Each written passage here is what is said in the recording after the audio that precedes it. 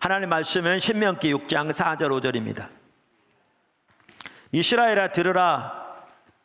우리 하나님 여호와는 오직 유일한 여호와이시니 너는 마음을 다하고 뜻을 다하고 힘을 다하여 내 하나님 여호와를 사랑하라. 아멘.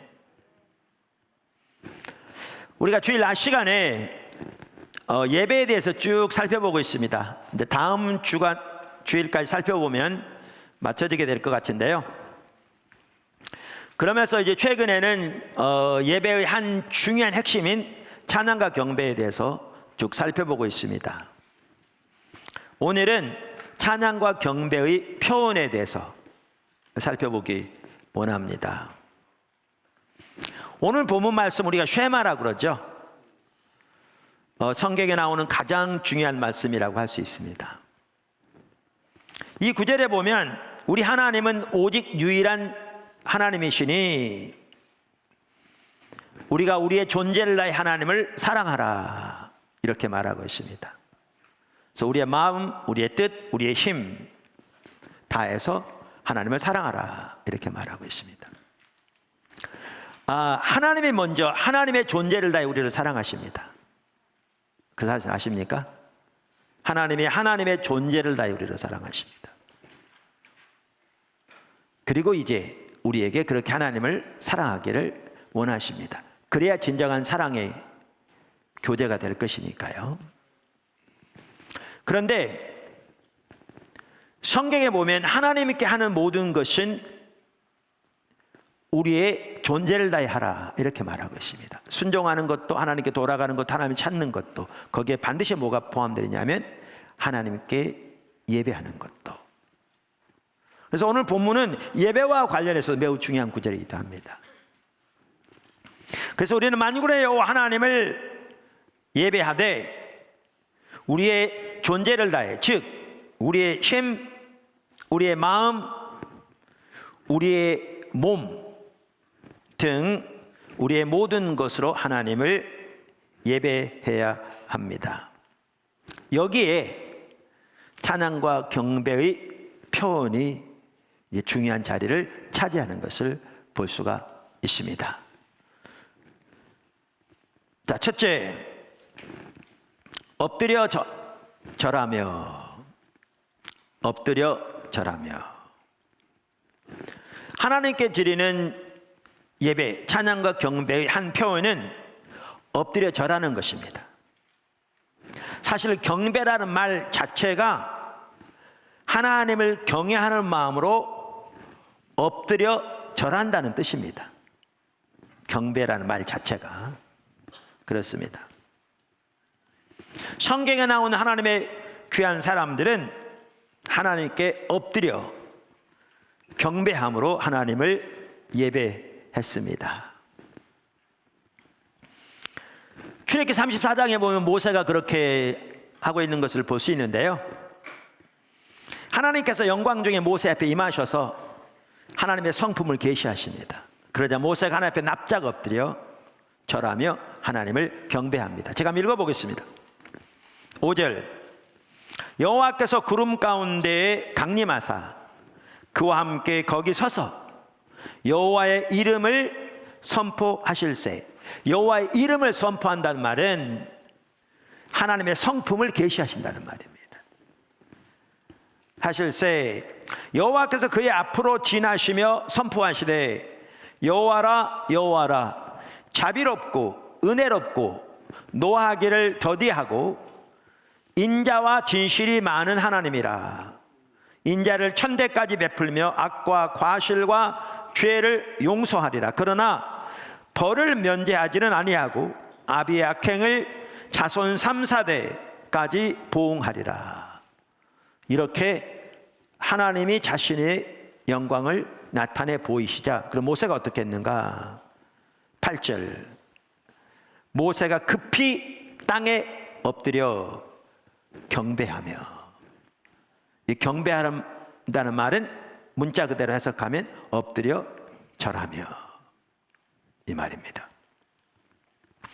우리는 요한계시록 4장에 보아도 하늘나라에서 예배가 드려지되 하나님 보좌 주위의 장로들이 그렇게 하나님 앞에 엎드려 절하며 하나님을 예배하고 있는 것을 볼 수 있습니다.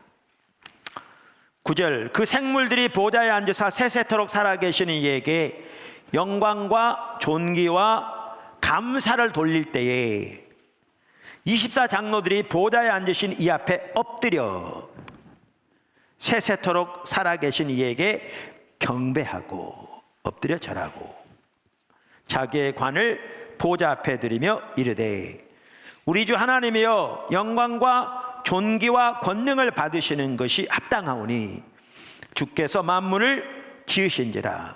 만물이 주의 뜻대로 있었고 또 지으심을 받았나이다 하더라. 여러분, 이 요한계시록 4장 5장에 나오는 하늘의 예배는 지금 이 시대에 하나님의 보좌 앞에서 드려지는 예배를 말합니다.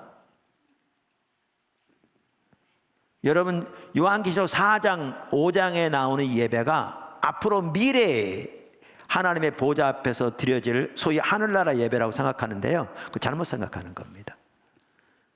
미래의 하늘나라는 예수님이 오실 때 새하늘과 새 땅이 임하고요, 우리 모두가 부활의 몸을 입게 될 것이고요. 그래서 그때 예배를 지금 말하는 게 아닙니다.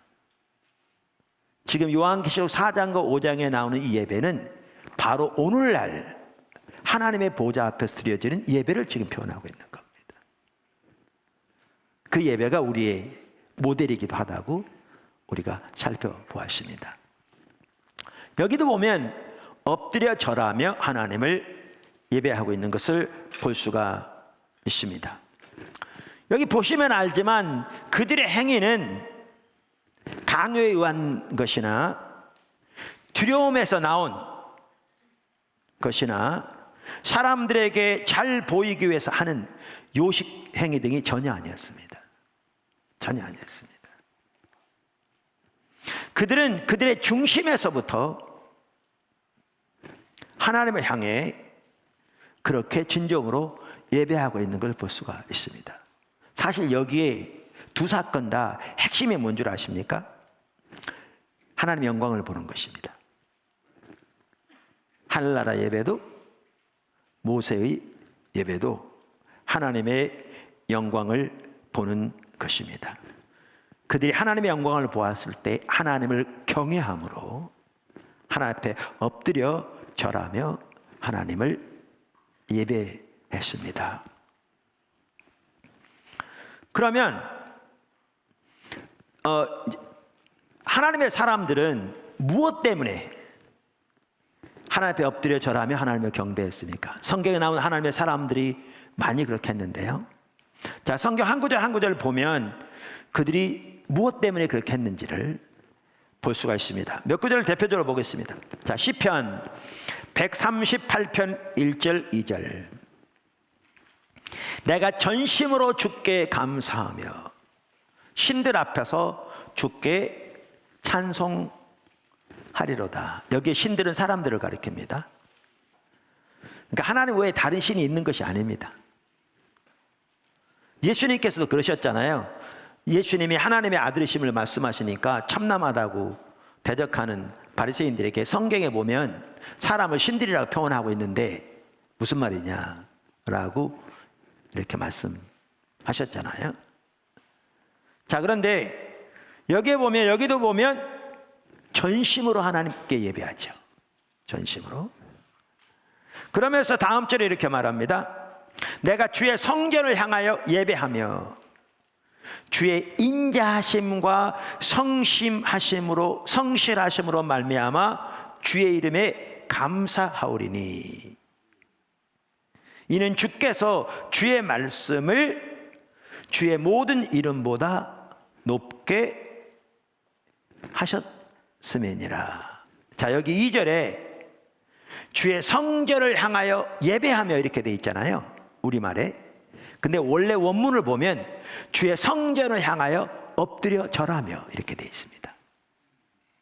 사실 엎드려 절하는 것을 이제 경배, 우리가 한문으로 표현하면 그것을 예배하며라고 번역하는 걸 보아도 우리는 엎드려 절하는 것이 예배의 한 중요한 행위임을 볼 수가 있습니다. 그리고 바로 앞절과도 같이 연결해 보면 전심으로 주께 감사하며 찬양하는 예배와 그렇게 엎드려 경배하는 예배가 같이 가는 걸 볼 수 있고, 모든 예배가 주님을 향해 드려지고 있는 걸 볼 수 있습니다. 여기 보시면 하나하나가 주의 성전을 향하여, 이 말은 그 당시 예루살렘 성전에는 지성소가 있었고 거기에 하나님의 영광이 지상적인 임재로 머물러 있었습니다. 그래서 바로 그 하나님을 향하여 경배하는 것을 볼 수가 있습니다. 그런데 무엇 때문에 그렇게 엎드려 절했습니까? 여기 보면 주의 인자하심과 성실하심으로 인하여, 뿐만 아니라 하나님의 말씀의 위대하심으로 인하여. 이 모든 게 다 뭐와 관련되느냐면요, 하나님의 영광을 보는 것과 관련됩니다. 하나님의 영광을 보는 것과 관련됩니다. 시편 5편 7절, 오직 나는 주의 풍성한 사랑을 힘입어, 주의 풍성한 사랑을 힘입어 주의 집에 들어가 주를 경외함으로 성전을 향하여 예배하리이다. 여기 예배하리이다는 말도 역시 엎드려 절한다는 말입니다. 엎드려 절한다는 말입니다. 자, 그런데 이 시편 기자는 무엇으로 인하여 하나님 앞에 엎드려 절합니까? 성전을 향하여? 바로 하나님을 향하여? 하나님의 풍성한 사랑을 인하여 그렇게 하고 있는 걸 볼 수가 있습니다. 시편 99편 5절, 너희는 여호와 우리 하나님을 높여 그의 발등상 앞에서 경배할지어다. 엎드려 절할지어다, 그 말이죠. 그는 거룩하시도다. 9절, 너희는 여호와 우리 하나님을 높이고 그 성산에서 예배할지어다. 엎드려 절할지어다. 여호와 우리 하나님은 거룩하심이로다. 이 경우에는 하나님의 거룩하심을 인하여 그렇게 했습니다. 보십시오. 하나님의 성실하심과 인자하심을 인하여, 하나님의 말씀의 크고 위대하심을 인하여, 하나님의 사랑의 풍성함을 인하여, 그 다음에 하나님의 거룩하심을 인하여 등 하나님의 사람들은 하나님을 향하여 엎드려 절하며 경배했습니다. 반복적으로 말씀드린 핵심이 뭐냐? 하나님의 영광을 보는 것입니다.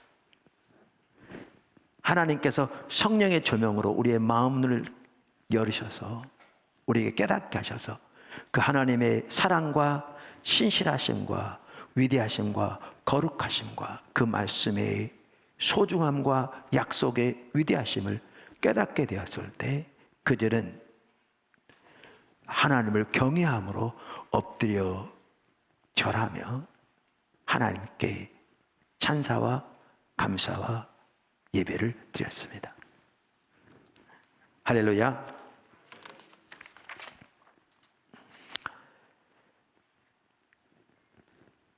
그래서 여기에 보면 이와 같이 마음을 다하여 드리되, 그것이 몸으로도 그 마음과 함께 하나님을 경외함으로 온 몸으로 하나님을 예배했던 것을 볼 수가 있습니다. 저는 우리의 예배가 더 이렇게 풍요롭게 되기를 열망합니다. 포도나무 교회 예배 참 귀합니다. 참 귀합니다. 그런데 우리는 여기서 만족할 내용이 전혀 아닙니다.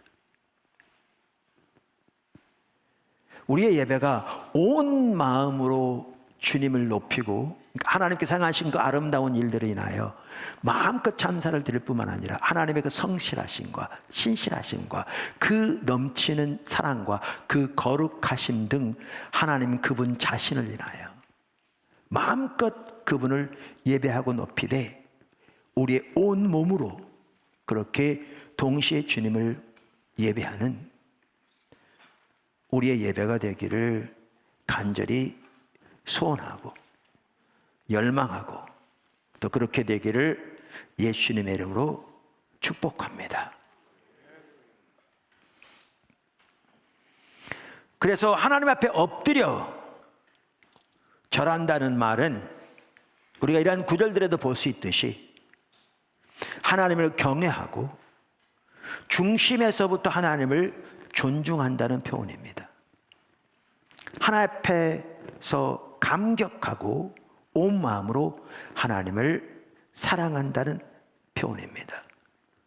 하나님 앞에 자기 자신의 모든 주권을 포기하고 겸손히 자신을 낮추고 오직 하나님만을 높인다는 표현입니다. 우리가 여러 가지 이렇게 의자가 있고 이런 상황이다 보니까 실질적으로 하나님 앞에 엎드려서 경배하는 것이 제한되기도 합니다만은 우리의 마음에서부터라도 정말 그렇게 하나님 앞에 엎드려 경배하며 또 우리가 여건이 마련된다면 우리가 정말 우리의 몸으로도 그렇게 온전히 표현해서 하나님을 예배하는 우리들이 되기를 예수님으로 축복합니다. 손을 들고, 두 번째, 손을 들고 하나님을 찬양합니다. 경배의 또 다른 한 표현은 손을 들고 하나님을 예배하는 것입니다. 시편 134편 1절과 2절은 손을 들고 하나님을 송축하라고 말하고 있습니다. 한번 보시죠.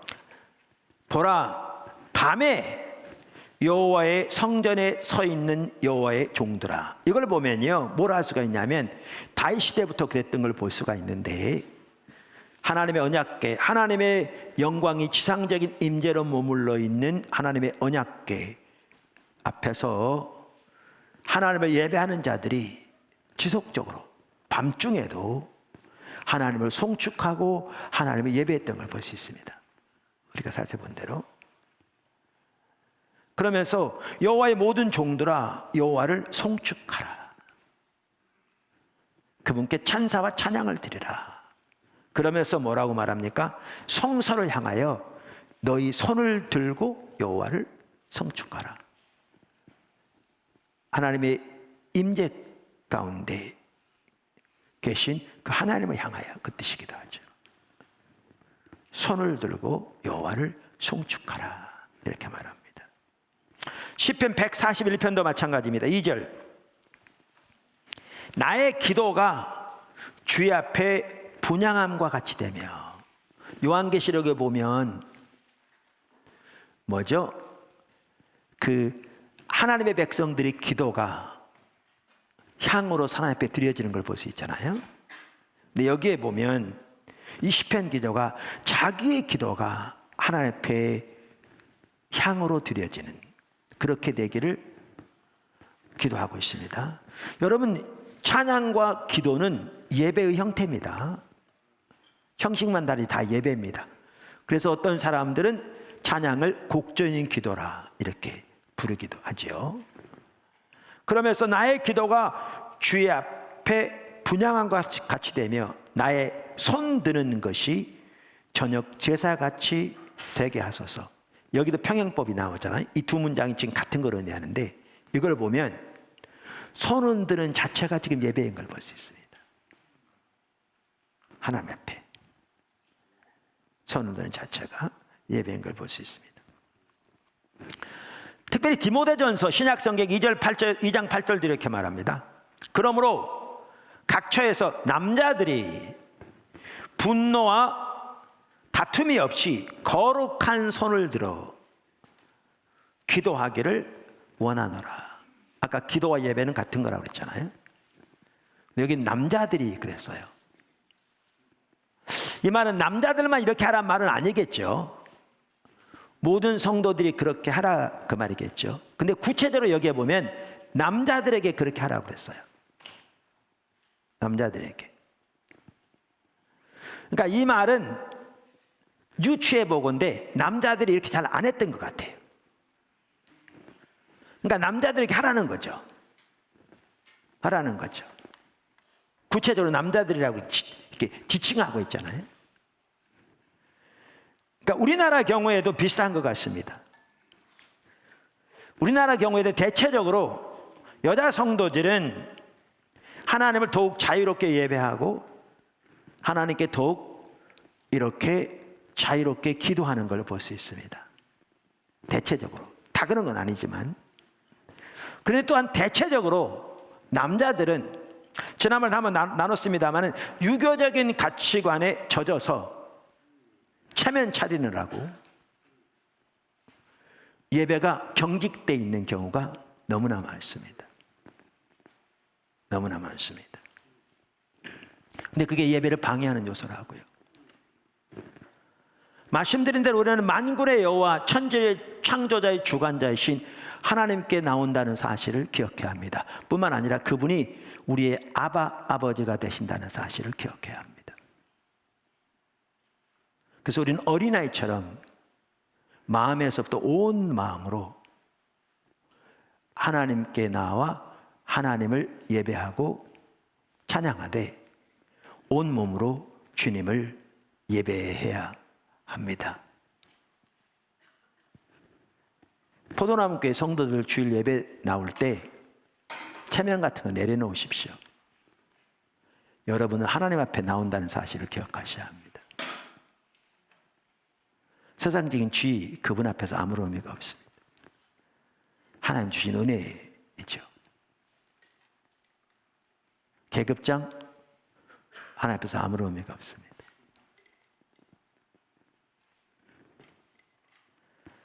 그래서 남자들에게 말하기를 거룩한 손을 들고 하나님을 예배하라.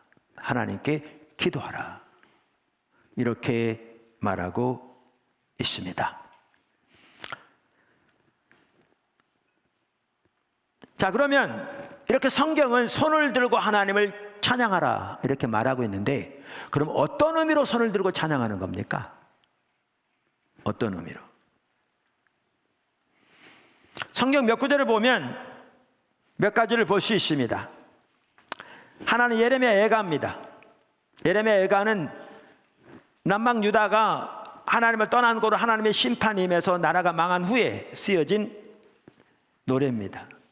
그래서 애가라고 그러죠. 3장 40절에 이렇게 말합니다. 우리가 스스로 우리의 행위들을 조사하고 여호와께로 돌아가자. 여호와께로 돌아가자 이렇게 말합니다. 하나님께 돌아가는 것이 해결책입니다.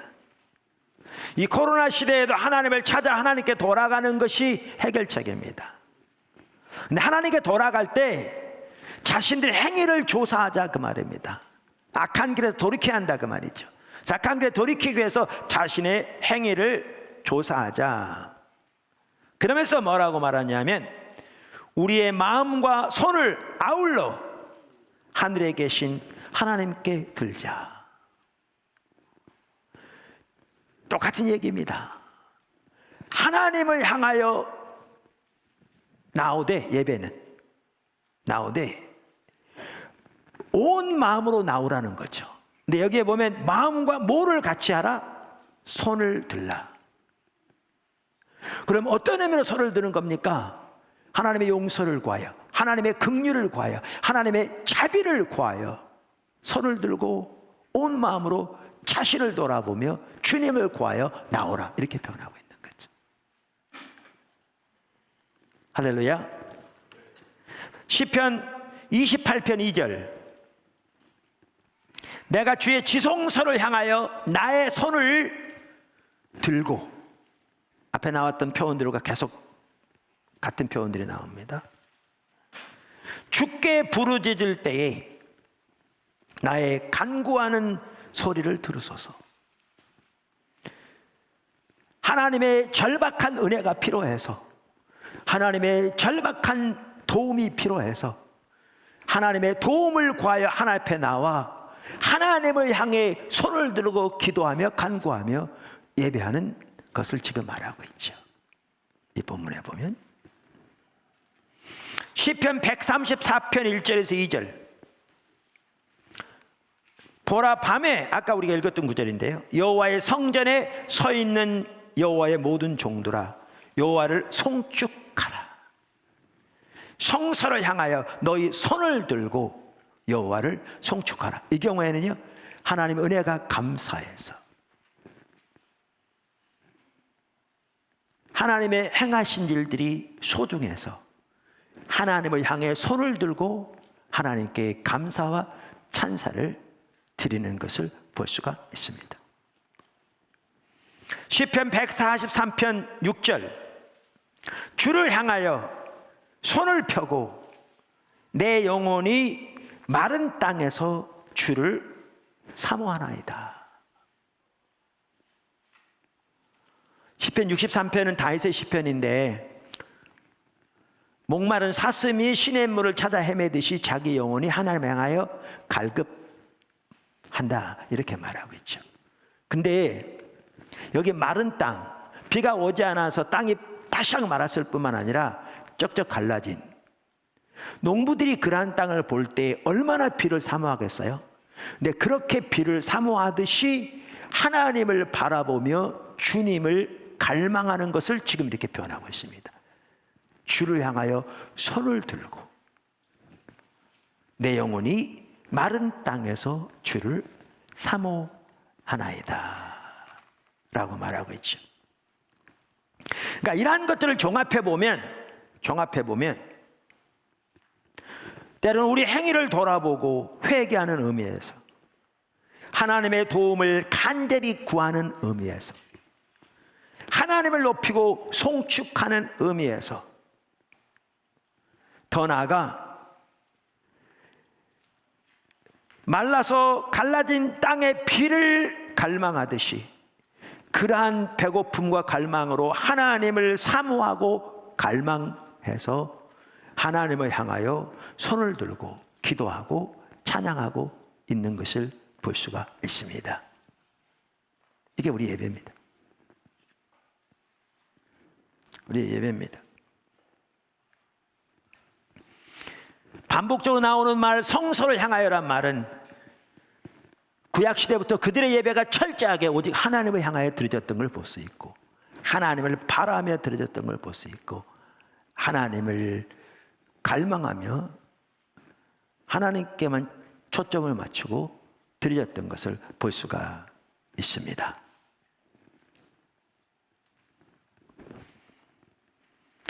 그럼 어떤 사람들은 그렇게 말하는 사람도 있어요. 꼭 손을 드려야 되냐? 마음으로 하면 되지. 이렇게 말하는 사람들이 있습니다. 그런데 당연히 우리는 손을 들지 않아도 됩니다. 그런데 아까도 말한 대로 성경은 우리의 온 삶으로 하나님을 예배하라고 말하고 있습니다. 그래서 우리는 우리의 마음에서부터 무엇보다 하나님을 찬양해야 합니다. 아까 나온 것처럼. 그런데 마음에서 입술로 찬양할 뿐만 아니라 우리의 온몸으로 찬양할 때 우리의 예배가 훨씬 풍요로워집니다. 다시 말합니다. 우리는 근본적으로 마음에서부터 오직 하나님을 찬양해야 되는데, 우리의 마음에서부터 입술로 하나님을 높이고 찬양할 뿐만 아니라 우리의 온몸으로 찬양할 때 우리의 예배가 훨씬 풍요로워집니다. 훨씬 풍요로워집니다. 우리의 마음이 있는 곳에 우리 행동이 따릅니다. 또한 우리의 행동이 있는 곳에 우리의 마음도 더욱 따라갑니다. 그러므로 우리가 마음과 입으로 하나님을 찬양할 뿐만 아니라 우리의 온몸으로 하나님을 예배할 때 금방 말씀드린 대로 우리의 예배가 더욱 풍요로워집니다. 저는 포도나무교 예배가 그렇게 되기를 열망합니다.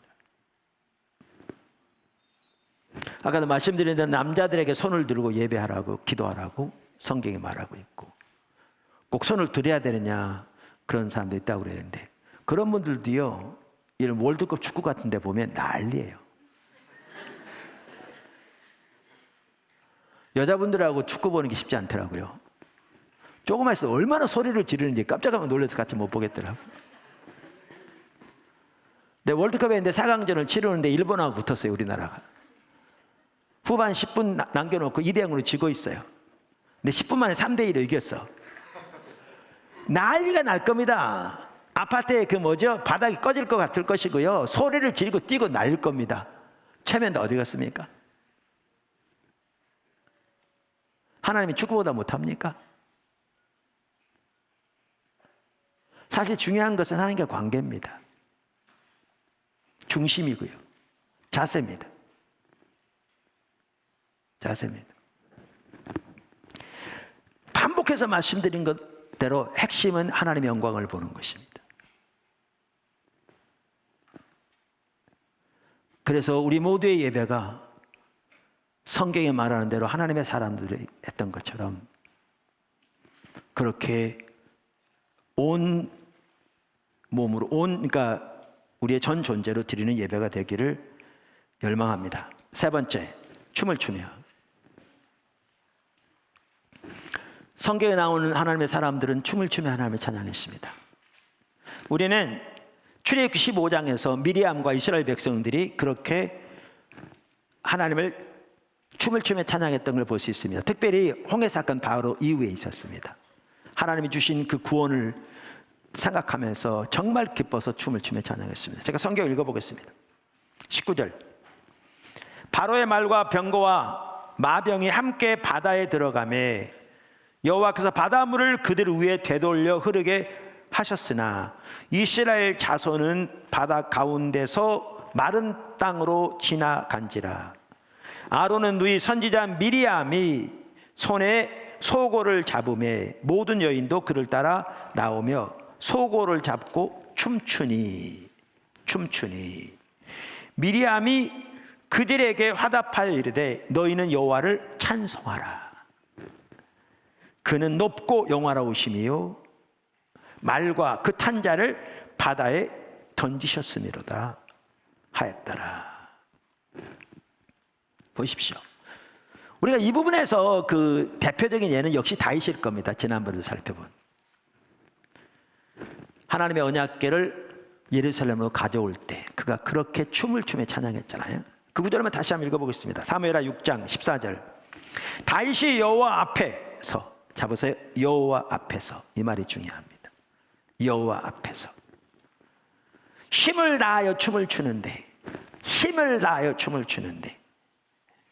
그때 다윗이 배 에봇을 입었더라. 다윗과 온 이스라엘 족속이 즐거이 환호하며 나팔을 불고 여호와의 궤를 메어오니라. 여호와의 궤가 다윗성으로 들어올 때 사울의 딸 미갈이 창으로 내다보다가 다윗 왕이 여호와 앞에서 뛰놀며 춤추는 것을 보고 심중에 그를 업신여기니라. 20절.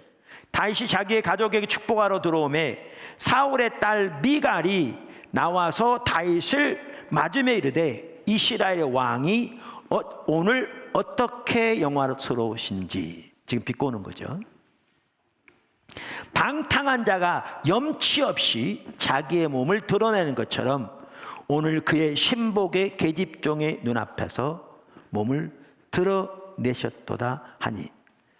그러니까 미갈의 눈에는 이렇게 보인 겁니다. 다윗 행동이. 근데 다윗은 아까 말한 대로 오직 여호와께 경배했습니다. 여러분, 우리가 온 마음으로 하나님을 예배할 때 안 믿는 사람들의 눈에 보이는 이렇게 볼 수 있습니다. 심지어 예수를 믿어도 종교적인 몇 가지 의식을 하면 그것이 신앙인 것처럼 그저 근엄한 자세를 가지고 모양만 갖추는 사람들에게는 그렇게 보일 수 있습니다. 우리의 예배가. 근데 여기에 미갈이 옳습니까? 다윗이 옳습니까? 설명할 필요가 없습니다.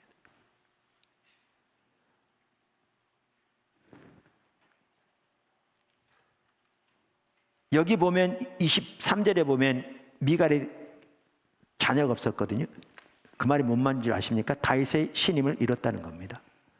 다시 말하면 더 확대해서 가면 하나님의 신임을 잃었다는 겁니다.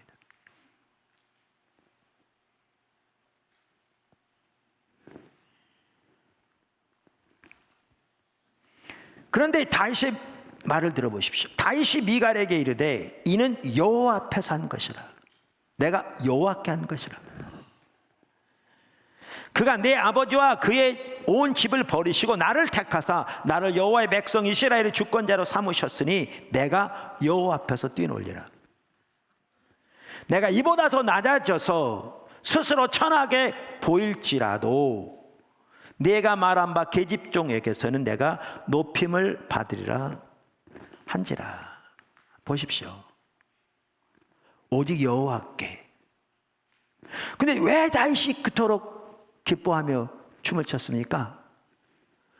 하나님의 임재가 자기의 거울로 찾아오시는 거죠. 하나님의 하나님으로 인하여, 오직 주로 인하여 그토록 기뻐하며 춤을 추며 오직 하나님께 예배를 드린 거죠. 이게 예배입니다. 이게 예배라고요. 힘을 다하여 춤을 췄다. 힘을 다하여 하나님 예배한 거죠. 사실 지금도 이렇게 보니까요, 이렇게 인터넷으로 예배를 드리는 분들도 꽤 적지 않은 것 같아요. 여기 지금 스크린이 조그만 게 있는데 보니까 우리가 기도회 때도 나눴지만 이렇게 불가피하게 가정에서 예배 드릴 수 있습니다. 이해합니다. 노약자, 또 기저질환 있는 분들 등. 그런데 반면에 코로나가 하나님께 나와 모여서 하나님을 예배하지 않고 그저 가정에서 소위 편하게 예배 드리는 핑계가 된다면 그 예배는 절대 합당한 예배가 아닙니다. 왜요? 하나님은 우리 중심을 아시죠. 중심을 아시죠. 매일의 예배와 배움, 우리 오전 10시에 유튜브로 이렇게 매일 우리 찬양하고 기도하잖아요. 하나님 정말 함께 하시거든요. 정말 함께 하세요. 인터넷으로 모여도. 근데 저는 그걸 이렇게 이해합니다. 그때에는 아무도 소위 말하면 의무감에서 나온 사람이 없어요. 왜냐하면 그 시간에 의무적으로 나올 필요가 있는 게 아니잖아요. 그럼 거기에 온 분들은 뭐 때문에 오는가? 주님을 간망해서 와요. 사모해서 와요. 요즘 한 350명 정도가 350명인지 하여튼 연결되어 있는 게 350 정도니까 대부분 한 명씩이라고 생각하는데요. 함께 하는데 갈망해서 오는 거죠. 그러니까 흩어져 있을지 몰라도 성령 안에서 하나로 온 마음으로 주님을 찾아서 정기적으로 모이니까 정말 하나님께서 함께 하세요. 그러니까 가정에서 예배를 만약에 불가피하게 드릴지라도 그렇게 온 마음으로 의무감이 아닌 정말 주님을 사모해서 모인다면 주님이 함께 하시죠. 근데 문제는 아까 말한 대로 주일 때는 적지 않은 분들이 주일 예배니까 의무감에서라도 물론 드려야 되지만 그런 자세로 드릴 수 있는데 아까 말한 대로 코로나가 핑계가 되어지고 특별히 이게 기간이 지나가면서 하나님께 예배만 드리는 거 하더라도 온 마음으로 힘을 다해서 때로는 온 몸으로 하나님을 예배해야 되는데 이런 것들이 점점 사라지면서 여러 가지 환경과 여건 때문에 그저 틀어놓고 감상하는 식의 예배가 되어지면요, 한 주, 두 주, 한 달, 두 달 심각해집니다. 심각해집니다. 그 예배. 그리고 예배가 그렇게 침체되기 시작하면 신앙은 당연히 침체되게 됩니다. 그러면 신앙이 침체되면 그것이 삶의 모든 영역에 당연히 영향을 미치게 됩니다.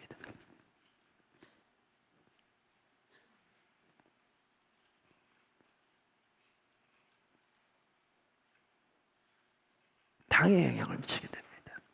그게 심각합니다.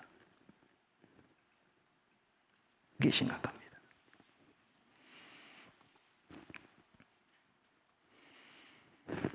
이와 같이 하나님의 사람들은 춤을 추며 하나님을 찬양했는데요, 그 외에도 성경의 여러 곳에서 그렇게 하나님을 예배하라고 말하고 있습니다. 시편 149편 1절에 3절 할렐루야 새 노래로 여호와께 노래하며 성도의 모임 가운데에서 찬양할지어다. 이스라엘은 자기를 지으신 이로 말미암아 즐거워하며, 보십시오, 자기를 지으신 이로 말미암아 즐거워하며.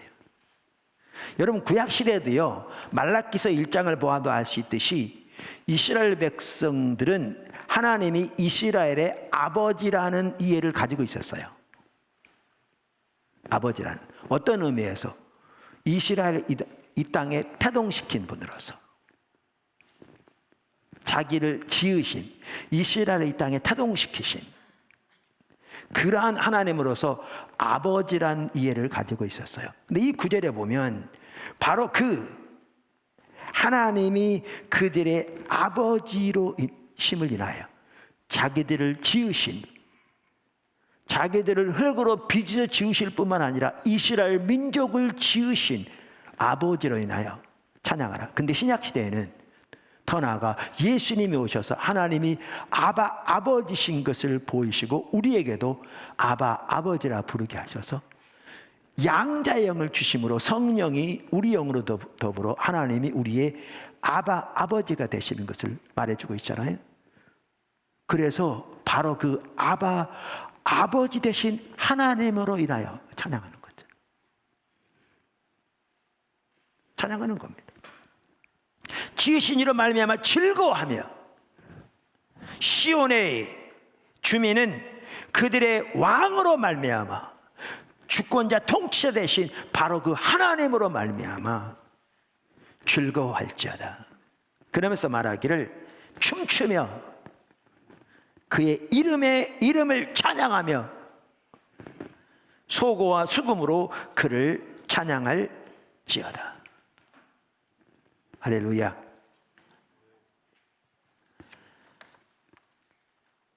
사실 제가 이 설교를 준비할 때 우리가 주일 낮에 설교하면서 뭐 찬양을 드릴 때 뭐 소를 들고 찬양하고 뭐 이게 성경 공부 시간에 가르치면 그럴 수 있지만 주일 대배 시간에 이게 설교할 내용인가 그렇게 생각하기 쉽거든요.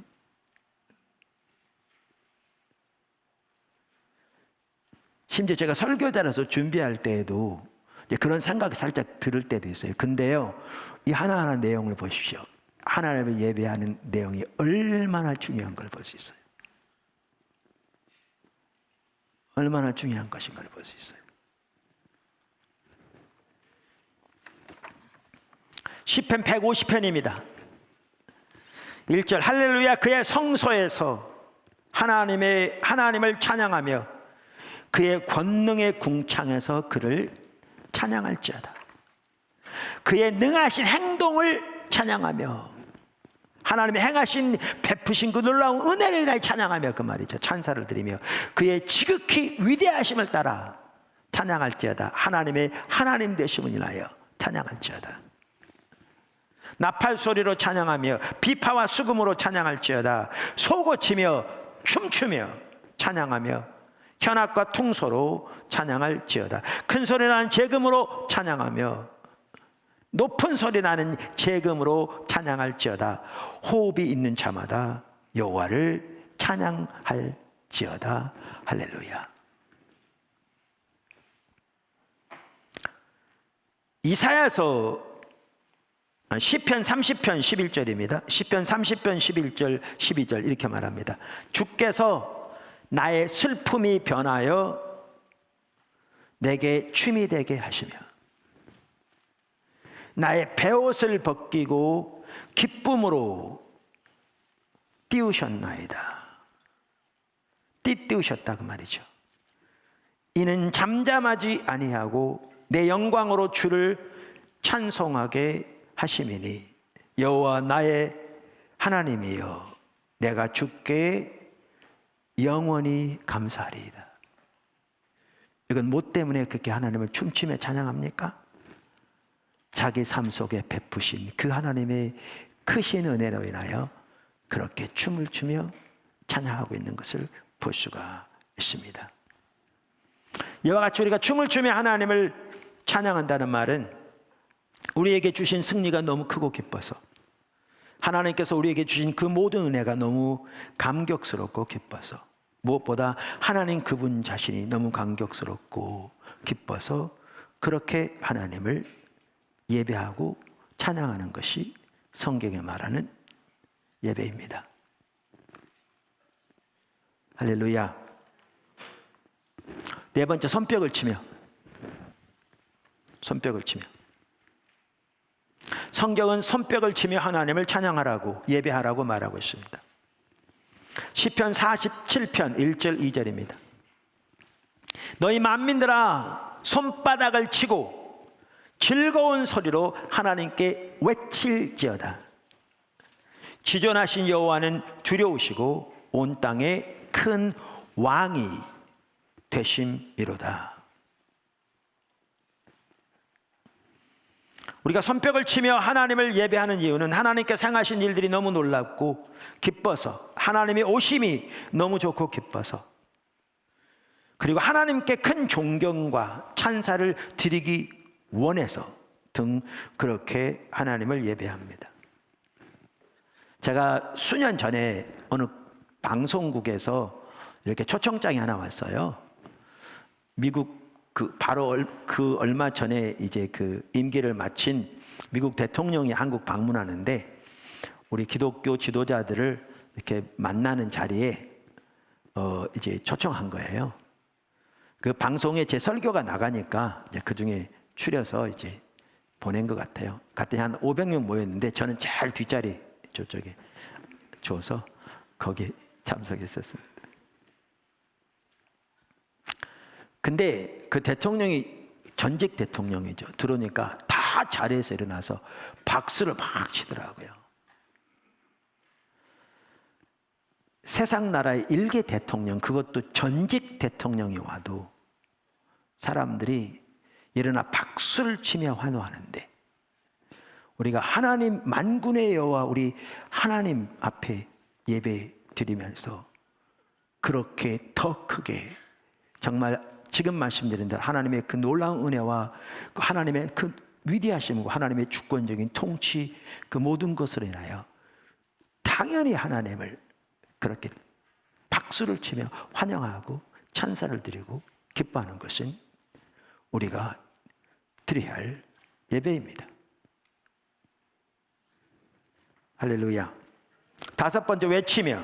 제가 이게 둘이 이렇게 연결돼 있어서 빨리 넘어갔습니다. 하나님께 드리는 예배의 한 부분은 외치는 것입니다. 외치는 것입니다. 외치는 것 자체가 하나님께 드리는 예배입니다. 성경에서 손뼉을 치며 하나님을 예배하는 것과 그래서 하나님을 향해 외치는 것이 많은 경우에 서로 연결되어 있습니다. 같이 갑니다. 이 두 가지 모두에 기쁨의 요소가 있습니다. 기쁨의 요소가 있습니다. 자, 시편 47편 1절. 너희 만민들아 손바닥을 치고 즐거운 소리로 하나님께 외칠지어다. 이렇게 되어 있습니다. 즐거운 소리로 하나님께 외칠지어다. 시편 98편 4절에서 8절도 마찬가지입니다. 온 땅이여 여호와께 즐거이 소리칠지어다. 즐거이 소리칠지어다. 소리내어 즐겁게 노래하며 찬송할지어다. 수금으로 여호와를 노래하라. 수금과 음성으로 노래할지어다. 나팔과 호각 소리로 왕이신 여호와 앞에 즐겁게 소리칠지어다. 바다와 거기 충만한 것과 세계와 그 중에 거주하는 자는 다 외칠지어다. 여호와 앞에서 큰 물은 박수칠지어다. 산악이 함께 즐겁게 노래할지어다. 여기 보시면요, 다양한 예배의 표현들이 나오죠. 그 중에 뭐죠? 손뼉을 치며 하나님을 찬양하되 하나님을 향하여 외치라. 그것이 예배인 거죠. 같이 가고 있죠. 그런데 사람에게만 그렇게 하라고 말한 게 아니라 모든 피조물에게 하나님을 그렇게 예배하라고 성경은 강력하게 선포하고 있습니다. 여러분, 지금 모든 피조물이 인간의 죄로 인해서 탄식하면서 구속을 기다리고 있는 거 아세요? 로마서 8장. 그리고 그것은 주님이 다시 오실 때 반드시 일어날 것이거든요. 반드시 일어날 것입니다. 자, 그러면 이렇게 하나님을 향하여 외치는 것은 무슨 의미를 갖는가 하는 거죠. 그래서 여기 참 중요한 그겁니다. 우리가 지난번에 살펴봤지만 어떤 분들은 찬양 시간만 되면 묵상 모드로 잠입하는 사람이 있어요. 조금에 나오지만 찬양의 표현 중에 하나가 하나님을 잠잠히 바라는 겁니다. 이렇게. 근데 그렇게 갈망하여 주님을 바라는 것도 아니고 그냥 묵상 모드로, 그것도 매번 그렇게 하나님을 깊이 예배할 수 없습니다. 성경은 마음을 다해 드릴 뿐만 아니라 힘을 다해 하나님의 사람들을 찬양했고 그들은 온 몸으로 하나님을 예배했습니다. 같이 갔습니다. 같이 갔습니다. 하나님은 우리의 그러한 예배를 받게 합당하신 분입니다. 하나님을 사랑하는 것도 우리의 모든 것을 하듯이 하나님을 예배하는 것도 우리의 존재를 다해야 합니다. 특별히 남성들이요. 물론 여성들도 마찬가지고.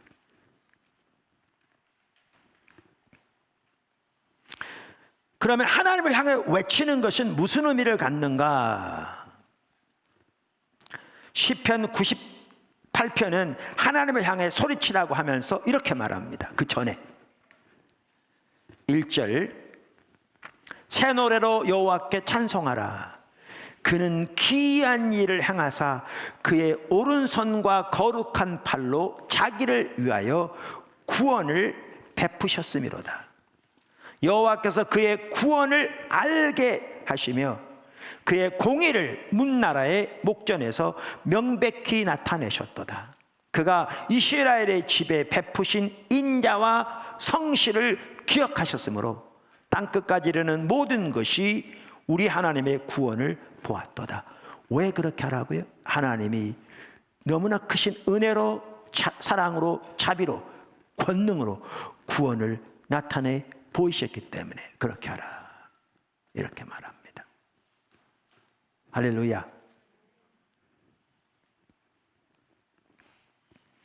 그러면서 똑같은 장 9절은 이렇게 말합니다. 그가 땅을 심판하러 임하실 것이미로다.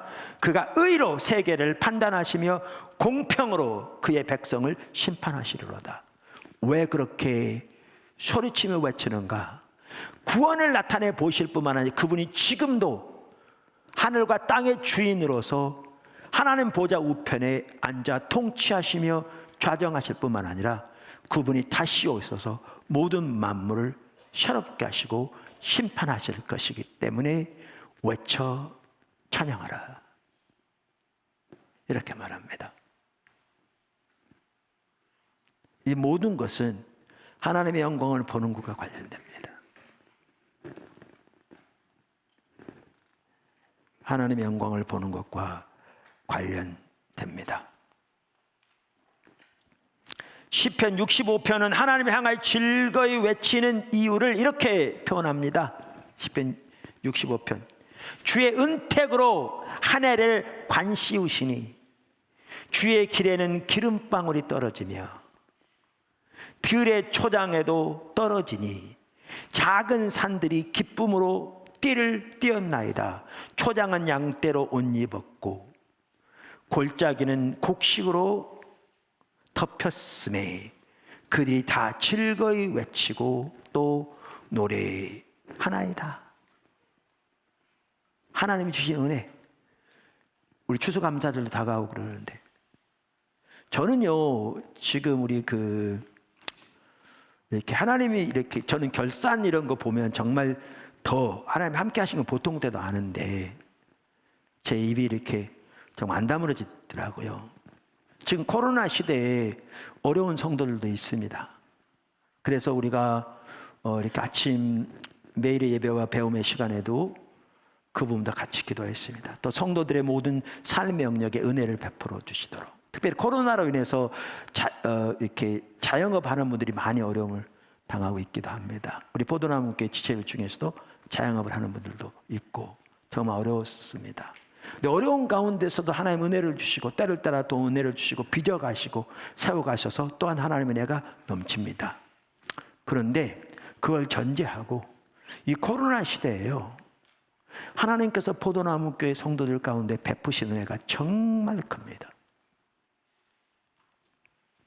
저는 재정적인 면에서도 포도나무교회 지체들이 다 100% 11조 하는 제가 확인할 길이 없고 대부분 한다고 믿습니다.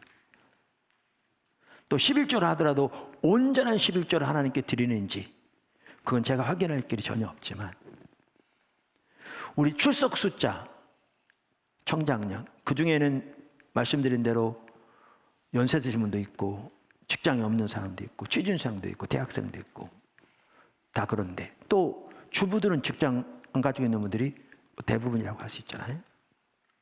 그런데 일 개인으로 다 나눠서 출석 청장 수당 이 11조만 보더라도요 정말 놀랍습니다. 입이 안 담아들 정도입니다. 우리의 지금 형편에서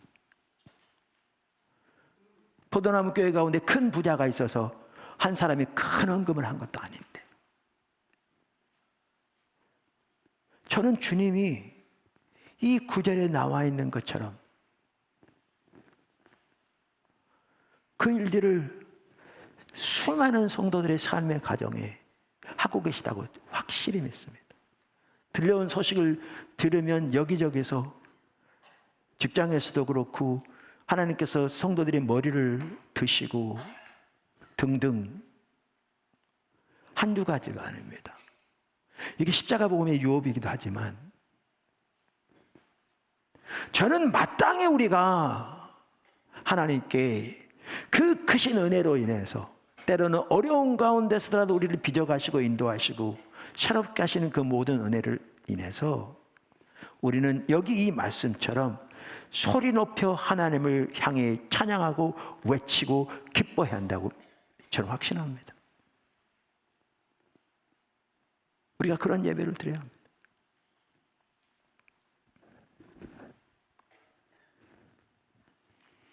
그렇게 하나님을 예배하지 못했다면 회개해야 합니다.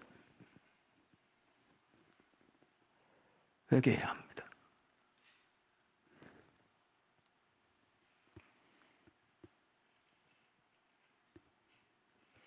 그래서 하나님을 향하여 외치는 것은 손뼉을 치는 것과 마찬가지로 하나님께서 행하신 그 일들이 너무나 소중하고 아름답고 귀하고 경외할 만하기 때문에 하나님의 방문이 너무나 기쁘고 소중하기 때문에 하나님의 영광과 아름다움이 너무나 뛰어나고 위대하기 때문에 모든 기쁨을 담아서 하나님께 외치는 것입니다.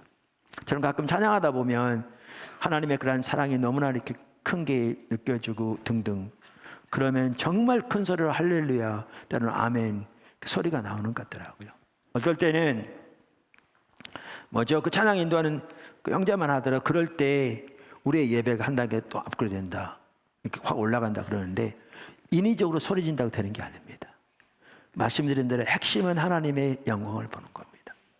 그분의 사랑, 그분의 신실하심, 그분의 말씀의 소중함 쭉 살펴본 것처럼 우리 삶 가운데 베풀고 계신 그 하나님의 위대한 은혜, 하나님의 하나님 되심으로 인하여 그것이 우리 마음속에 감격과 기쁨과 감사가 넘쳐서 하나님께 외치는 우리의 외침, 그것이 예배입니다.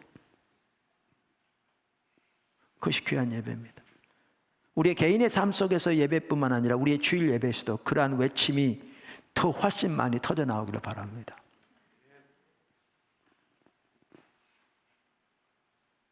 우리 하나님께 대한 외침.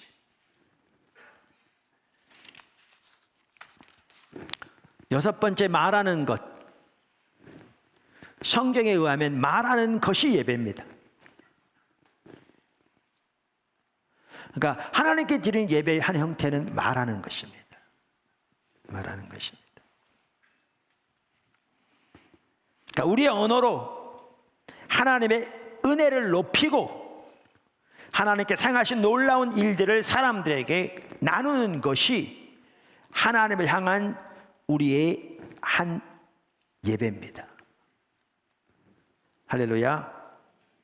내가 여호와께서 우리에게 베푸신 모든 자비와 그의 찬송을 말하며 그의 사랑을 따라 그의 많은 자비를 따라 이스라엘 집에 베푸신 큰 은총을 말하리라. 죄송합니다. 이사야서입니다. 이사야 63장 7편. 우리가 드리는 찬양 중에 이런 찬양이 있죠. 주 찬양합니다. 내 마음을 다해 주가 하신 놀라운 일들을 세상에 모두 말하리다. 주 찬양합니다. 내 마음을 다해 주여 내가 주를 기뻐합니다.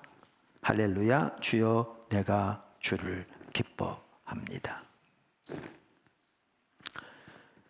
우리가 이 시리즈가 끝나면 관계 중심 전도를 살펴보면서 우리의 관계 안에 있는 사람들을 사랑으로 섬기면서 어떻게 한 사람 한 사람이 주님을 찾는 자리로 인도함으로 그들이 회복되도록 돕고, 예수 믿는 분이라면, 예수님 모르는 분이면 어떻게 예수님을 전해서 주님께로 인도할 뿐만 아니라 그렇게 주님 안을 잘할 수 있도록 섬길 것인지를 쭉 살펴보려고 합니다.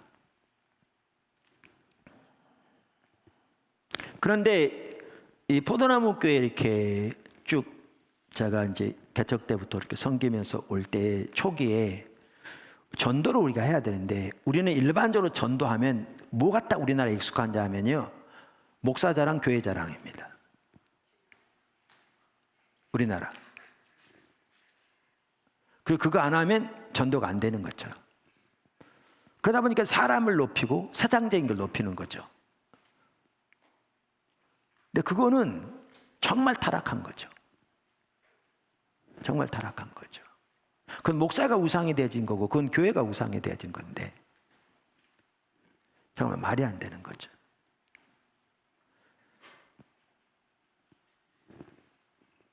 그래서 제가 그 얘기 하잖아요. 어떤 교회에 이렇게 선전하는 문구를 말하면서 영어로 be joyful이라고 그랬던가?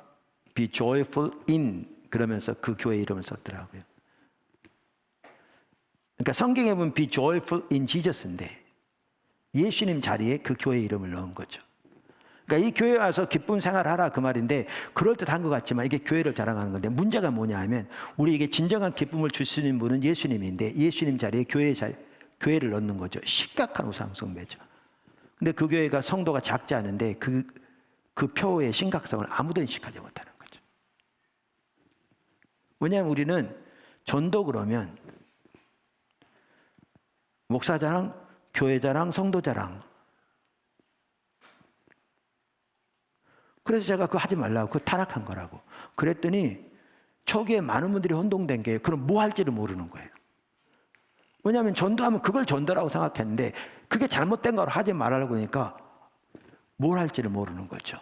성경은 하나님의 행하신 위대한 일들을 말하라고 말해요.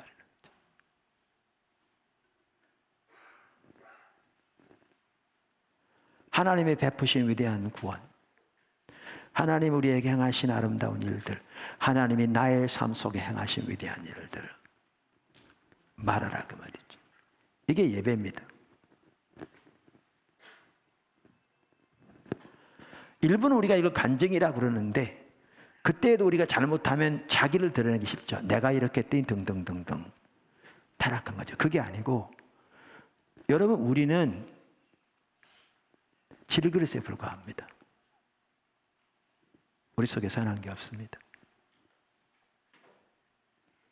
우리는 언제든지 깨질 수 있습니다.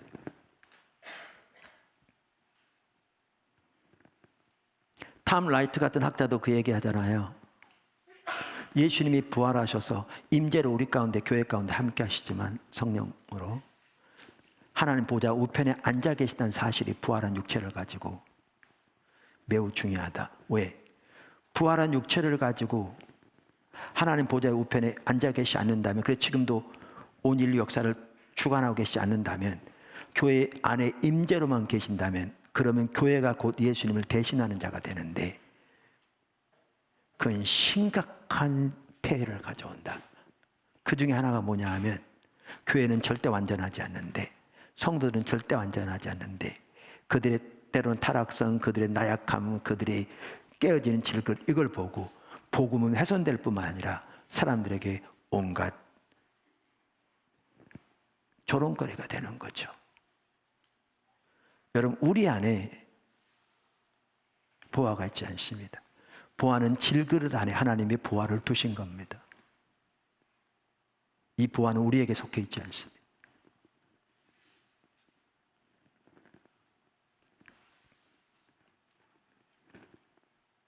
하나님의 크신 은혜와 자비와 긍휼로 우리 같은 질것 안에 하나님을 아는 지식을 포함해서 하나님의 보화를 두신 겁니다. 하나님의 영신 성령을 포함해서.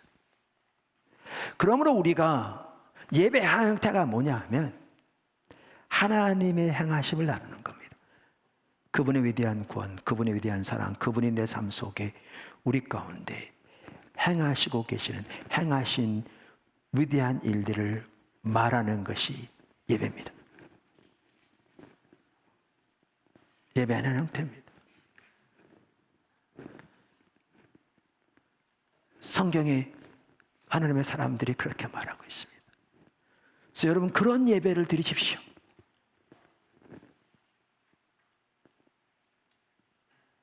할렐루야. 여기 한 가지 좀 더 이렇게 약간 살펴볼 게 있습니다. 그게 뭐냐 하면 단물과 쓴물을 동시에 내는 셈이 되면 안 됩니다. 제가 이전에 이 설교 시리즈 할 때 이 부분을 제가 설교하고 그날 기도하는데요. 성령께서 그 부분을 비추셨어요. 우리 중에 적지 않은 성도들이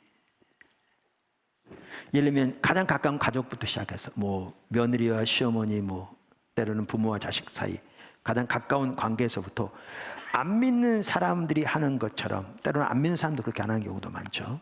하는 것처럼 뒤에서 흉을 보고 판단하고 불평하고 후욕한 것을 드러내신 거죠. 그러니까 한편으로는 우리 입에서 상대방을 향해서 그렇게 이거는 저주하는 거나 마찬가지잖아요.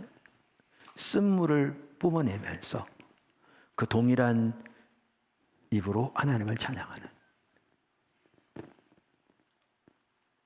그 부분을 시작하셨어요. 그래서 회개했죠. 우리가 하나님을 우리의 입으로 찬양하고 외치고 말하되 우리가 우리의 입에서 하나님을 찬양하며 하나님을 높이는 그 상대방에 대해서도 덕을 세우는 유익한 말을 하는 우리들이 되기를 예수님의 이름으로 축복합니다.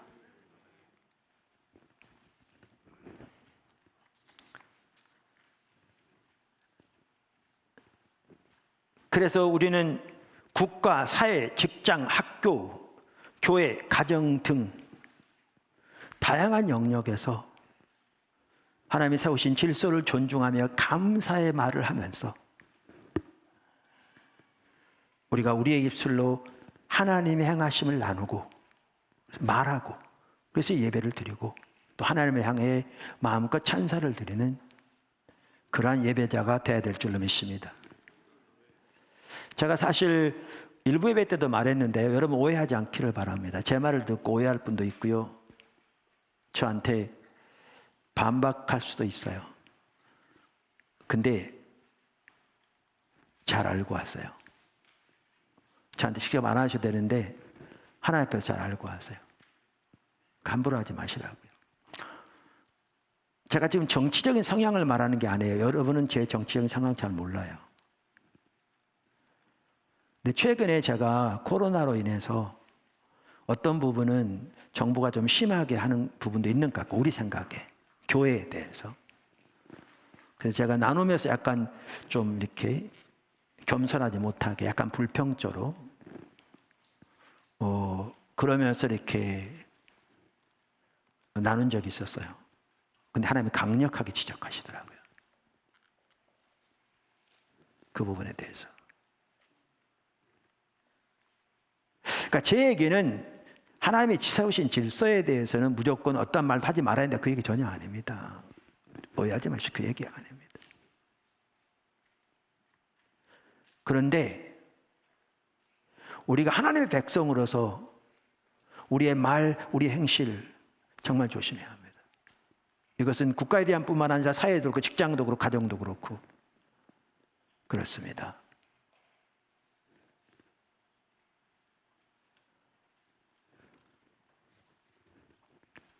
그래서 말하는 것이 또 한편으로는 예배입니다.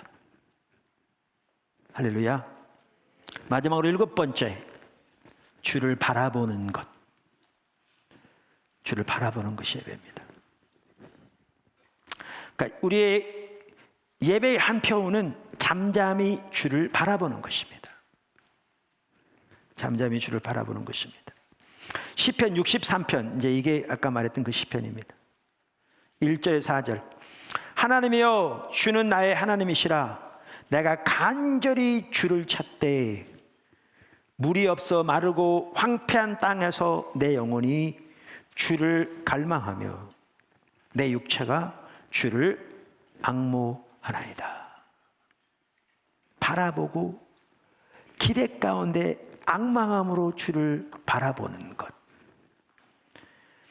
내가 주의 권능과 영광을 보기 위하여 이와 같이 성소에서 주를 바라보았나이다. 여러분, 2절이 어떤 구절이냐면요, 다윗이 예루살렘에 있을 때 그 하나님의 언약궤가 있던 지성소 앞에 들어가서 그렇게 하나님을 찾고 예배했던 때를 지금 회상하고 있습니다. 여기에 보면.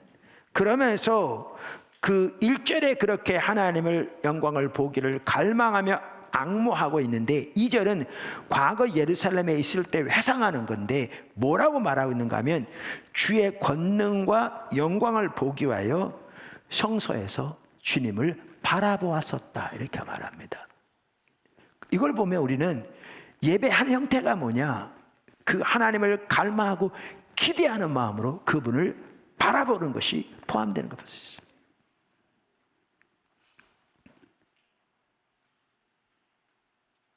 아까 제가 우리가 말하는 것에도 국가뿐만 아니라 각 사회 나눴잖아요. 그 존중이라는 책이 있습니다. 그 누구죠? 이름이 갑자기 생각나요. 예? 존 비비어가 쓴 존중이라는 책이 있는데요. 그 부분의 한 부분을 참 잘 다뤘습니다. 꼭 보십시오. 그리고 그것이 하나님의 은혜가 우리의 삶 속에 임하는데 얼마나 소중한 부분인가를 잘 쓰고 있습니다. 존중. 기회 되시면.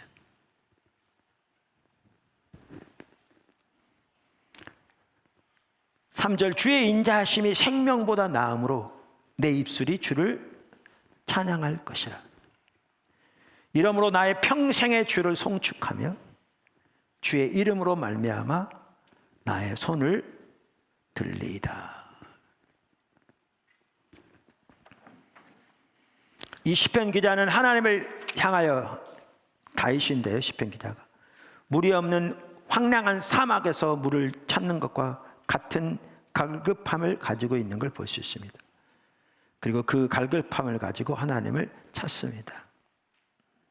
자기 육체가, 자기의 영혼이 하나님을 갈망한다고 말함으로써 어떻게 그의 전 존재가 하나님을 향하여 갈급한지를 보여주고 있습니다. 그러면서 2절에 보면 그렇게 하나님을 향해서 바라보는 것이 예배의 한 중요한 부분인 것을 보여주고 있습니다.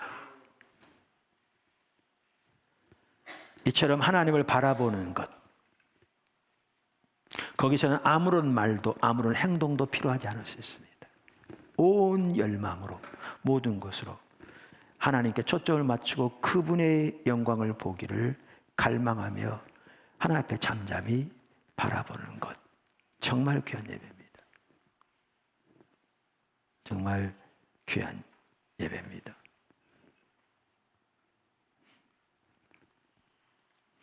자, 오늘 예배의 표현을 살펴봤습니다. 근데 여기에 중요한 점이 있습니다. 두 가지가 중요합니다. 두 가지가 전체적으로 두 가지가 중요합니다. 하나는 우리의 모든 행동은 하나님과의 관계에서 나온 자발적인 것이어야 합니다. 핵심이 하나님의 영광을 보는 거라고 그랬잖아요. 이게 아주 중요합니다. 우리의 모든 행동은 하나님과의 관계에서 나온 자발적인 것이어야 합니다. 사실 그래서 우리가 마음을 차분하게 가라앉히고 우리 가사 하나하나에 우리의 온 마음을 실어서 하나님을 바라보면서 하나님께 찬사를 드리고 하나님으로 내가 기뻐하기 시작할 때 이제 하나님의 사랑이 우리 마음에 부어지게 되고 하나님의 어떤 그 약속이 주어지기도 하고 등 그러한 부분들이 우리 마음 수어질 때 우리 속에 하나님을 향한 그 기쁨, 감격, 갈급함 등등이 부어지면서 우리는 이러한 다양한 표현으로 마음껏 하나님을 높이고 하나님의 은혜를 갈구하고 주님을 바라고 그분께 나아감으로써 우리 예배가 더 풍성해지는 것이죠. 풍성해지는 것이죠. 두 번째 중요한 게 이제 반대인데 이겁니다. 강요된 행동이나 마음이 없는 기계적인 행동은 아무런 의미가 없습니다. 그러니까 하나님과의 관계에서 나온 자발적인 것이 하기 때문에 바꿔서 말하면 강요된 행동이나 마음이 없는 기계적인 행동은 아무런 의미가 없다 그 말입니다. 때로는 어떤 분위기를 맞추기 위해서 강요할 수 있습니다. 행동들을. 그건 아무런 의미가 없습니다. 아무런 의미가 없습니다.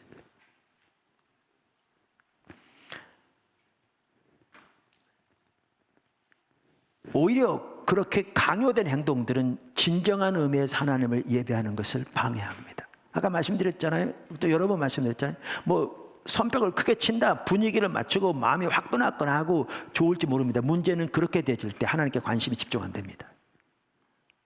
안 됩니다. 예배 방해합니다. 방해합니다. 예배가 타락하는 거죠. 그거요 동물적인 기쁨입니다.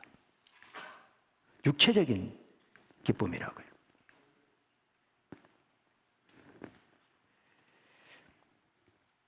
그러한 행동은 하나님께 돌아가야 할 관심을 사람에게로 돌리게 합니다. 그리고 그것이 찬양이건 설교건 성령의 사역이건 사람들의 감정에 직접적으로 호소하는 것은 호소하여 분위기를 맞추려고 노력하는 것은 전적으로 타락한 것이고 지탄을 받아야 마땅합니다. 로디 존스 목사님이 이렇게 얘기했습니다. 잘 표현했다고 저는 믿습니다. 사람들을 흥분시킬 수 있는 것이 많습니다. 방송에서 축구 중계를 하는 것을 들으면 흥분되는 것. 그분은 영국 분이잖아요. EPL 축구. 그러면 줄치고 흥분, 동물적인 흥분. 줄치고 그 흥분되는 것을 알게 될 것입니다. 소리치되 결국은 자기 목이 쉬기까지 고함을 칩니다. 그것은 순전히 육체에 속한 것입니다. 예배와 종교적인 영역에도 그러한 것이 있을 수 있습니다. 다시 어떤 사람들이 있는데 그런 것이 필요하다고 생각하는 것 같습니다. 그들은 일부러 그 일을 만들어내고 산출해냅니다. 그들은 자기들이 하고 있는 일이 무엇인지를 알지 못하는 흥분된 상태로 사람들을 몰아가면서 사람들이 매우 행복하다고 상상하게끔 만듭니다. 그러나 그것은 육체에 속한 것입니다. 육신적인 기쁨입니다.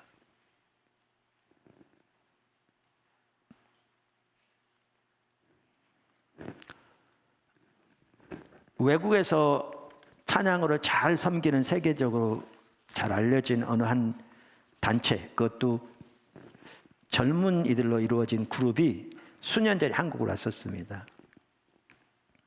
거기 집회에 우리 팀들이 다녀오더니 한 팀원이 그러더라고요. 그들은 뛰면서 찬양을 하고 춤을 추며 찬양하는데도 하나님을 경배하더라. 그것이 인위적인 것이 아니었다는 거죠.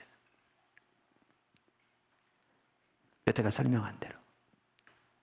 우리는 많은 경우에 모양은 비슷한데 인위적인 분위기를 맞추는 행동일 때가 적지 않습니다. 그래서 경배의 표현, 이렇게 온 마음으로, 온 삶으로, 온 힘으로, 온 몸으로 하나님을 예배하는 매우 중요한 요소이되 그 모든 행동은 하나님과의 관계에서 나온 자발적인 것이어야 되며 동시에 강요된 행동이나 마음이 없는 기계적인 행동은 아무런 의미도 없다는 것을 기억해야 합니다. 우리 보도나무교회 예배가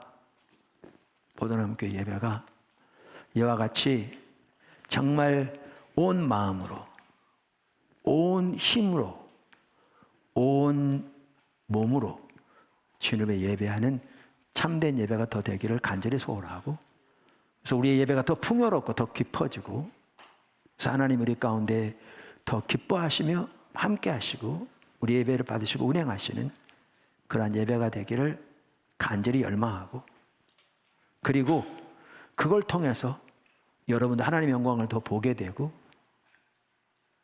더 이렇게 주님 앞에 가까이 나가는 축복이 있기를 주님의 이름으로 축원합니다.